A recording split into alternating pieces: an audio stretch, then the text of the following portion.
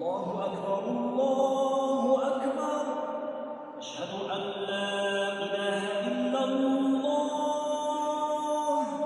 أشهد أن لا إله إلا الله كل من عليها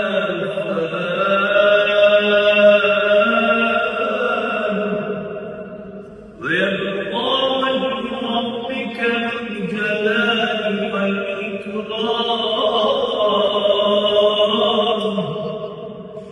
فبأي آلاء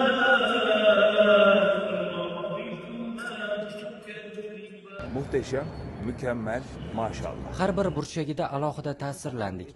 Biz bu yerga kelayotganda allaqachon har bir Alloh do'stini ziyorat qilish niyatida kelgandik.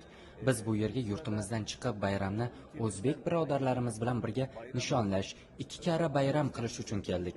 Sizlarga Turkiyadan salomlar va ezgu tilaklar olib keldik. Biz Turkiyadan kelgan birinchi guruhmiz. Bu joylarni birinchi bo'lib ziyorat qilayotgan guruhmiz.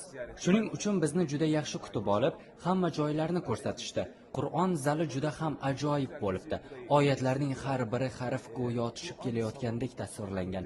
Ramazon oyidagi qadr kechasini shu qadar chiroyli ifodalangan joyini men birinchi marta ko'ryapman. Biz bu yerda shuni angladik. Qur'oni Karim 1400 yil avval nozil bo'lgan. Hazrati Usmon tomonidan yuborilgan mushaf ham shu yerda. Asrlar o'tgan, sivilizatsiyalar o'zgargan, insonlar o'zgargan, lekin o'zgarmagan bir narsa bor, u ham bo'lsa Qur'on. Bu yerda Qur'onning inson bilan qanday suhbatlashishi, uning qanday mo'jiza ekanligini bugungi kunda ham jonli holda ko'rish bizni juda hayratga soldi. Ramazon Qur'on oyidir.